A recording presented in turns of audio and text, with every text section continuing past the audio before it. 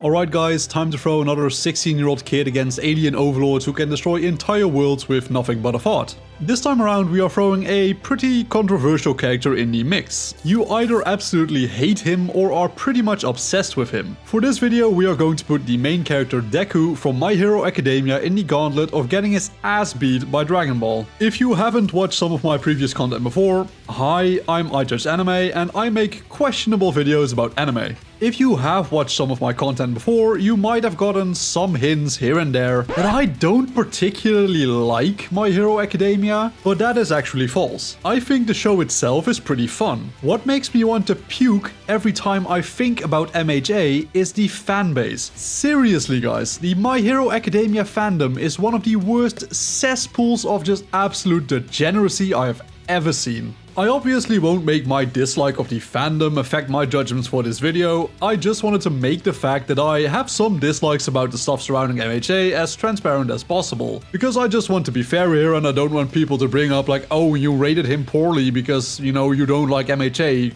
Considering you made this video with source A, B, C, D, whatever, you know. Just know that I won't let personal dislikes or issues with the source material affect my videos like these ones in any way. But moving back on track, for the few people who have never seen or even read My Hero Academia, let's go through a little recap together and understand a bit more about the story and the world of My Hero Academia. So our story begins with Midoriya Izuku walking to school. You see, Izuku is a bit special. He was born quirkless. In the world of My Hero Academia, I'd say 99% I believe of the population has evolved to possess some form of a unique ability called a quirk. These quirks are basically superpowers. Just think X-Men, except pretty much everyone is a mutant. Izuku was born as one of the incredibly few people who do not have their own quirk. This causes Izuku to get pretty much shunned and bullied by many of his classmates who do have their own quirks. But Izuku has a single, simple dream. He wants to become a hero just like his biggest example, the #1 hero, All Might. One day whilst walking home from school, Izuku gets involved in a villain attack. Despite having no quirk to call his own, Izuku is the first person to rush to action to save his friends from the villain.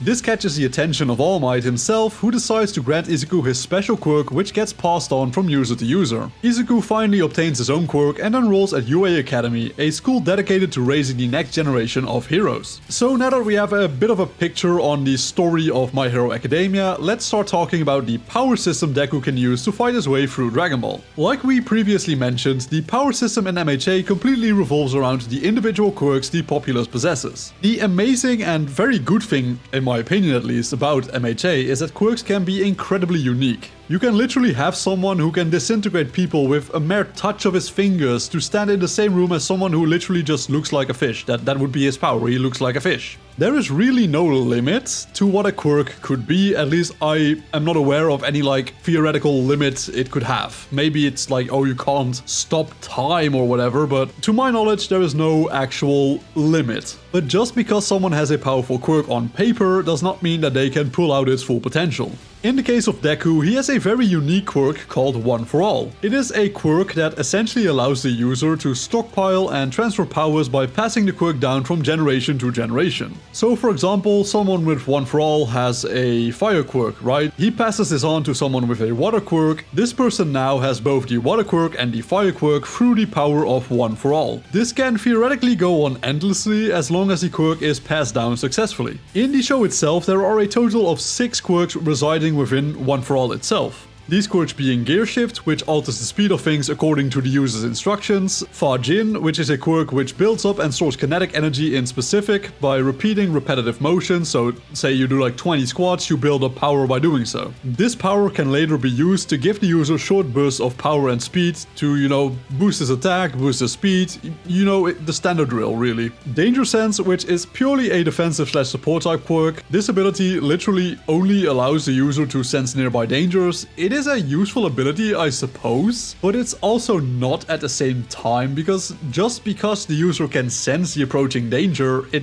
can do nothing to protect the user from it. It's really just, oh, something dangerous is heading my way, now I can either face it and die or run. Like, that's basically all it does. You also have Black Whip, which is a quirk that allows the user to create several tendrils of swords of dark energy, which grant the user increased mobility. Think about Spider-Man swinging around with his webs, except the webs are made of dark energy. You also have Smokescreen, which is, as it sounds, a smokescreen. Nothing really special to add on here, to be honest. Like, it's literally just a smokescreen, but it's still a useful ability to have to, get out of dicey situations. And lastly, there is Float, which grants the user the ability to float. Do note that the stockpile power of One for All does boost these abilities significantly. In the case of Float, for example, the user can not only float, but also fly at high speeds thanks to the power of One for All. But there is one more quirk we actually have to mention, this being One for All itself. The power we see All Might and Deku use throughout the earlier part of the series is in fact the stored power of One for All. I always used to be kind of confused on what quirk the two of them were using, because there is no quirk that works like their powers do in One for All, like in the previous 6 quirks mentioned. And it got to the point that I just completely forgot that One for All was also a quirk with powers on its own. So Deku is the 9th user of One for All and has access to all of these abilities. I think it's important to note that this video is one of the rare times where I will not actually use the latest version of the character. There are going to be some pretty major spoilers, I suppose, ahead for the people who have not caught up to the manga yet, so if you don't want to be spoiled with manga content, it's probably best to skip to the timestamp I will put on screen right now, but rest assured I am just using him at full power throughout this video. So in the latest chapters of the manga, Deku has successfully beaten the big bad guy and basically won the plot. But as a result, he has seemingly lost all of the quirks he has had, making him quirkless once more. So I will be plucking Deku out of his final battle for the sake of this video, because I believe that that moment, that specific battle, has been his strongest version of himself up until now at least. Because who knows, maybe in the future he regains his quirks, but for now he has lost them, so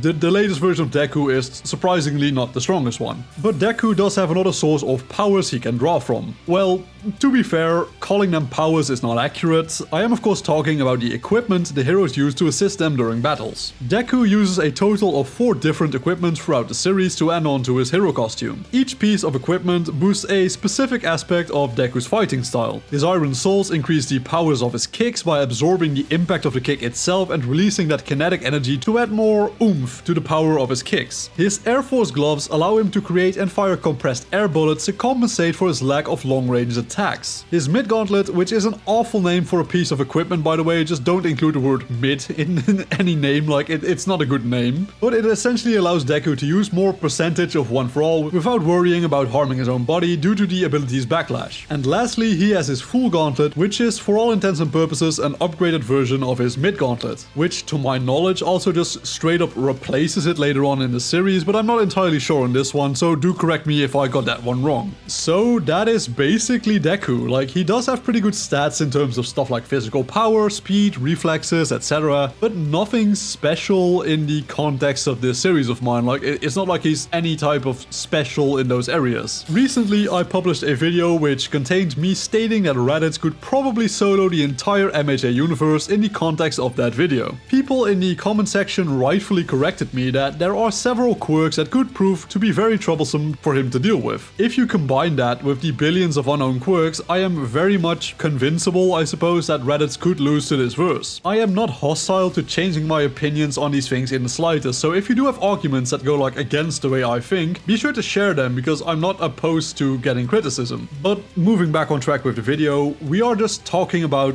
literally just Deku here. No outside help, no powers, no friendship, no nothing. Just a basic pure contest of skill and power. Deku at full power could probably beat stuff like the Red Ribbon Army, I guess. I think that's very fair to say. I even think he might, and pay attention here, might be able to weasel his way past Demon King Piccolo, and I know that this will probably get me roasted in the comments, but I don't believe the chances of him beating King Piccolo are at just straight up 0. Is him winning likely? Hell no, it's probably like 5% or less of a chance of winning, but I do believe that it's there. If you want to argue that he wouldn't be able to beat King Piccolo, that's perfectly fine. Like, I totally get that, and I don't think it's a particularly bad take to have. Personally, I would place him somewhere between King Piccolo and Raditz on a lucky day, but there is just no way in hell that he is able to beat Raditz on his own. I just personally don't see it. Maybe I am just missing some really obvious stuff here, but Raditz would absolutely destroy him, like no questions asked, right? But for the sake of this video, I am just going to put him at King Piccolo, because I do believe that that is the most likely point in the story where his chances of survival are not very high at all. There are probably people screaming and foaming at the mouth that he would lose much earlier against Tien or Goku or Roshi, but I think Deku is actually pretty strong. Like, I don't think you should underestimate him too much. His variety of abilities does offer him a lot of flexibility in the way he chooses to fight. During a world tournament match against Roshi or Tien, he can win by performing a ring out, for example. He does not need to actually beat his opponents in these specific cases, which does offer him more chances of winning these fights. The combination of Smokescreen, Black Whip, Float, Fajin, Gear Shift, Danger Sense and One for All is not weak by any means. And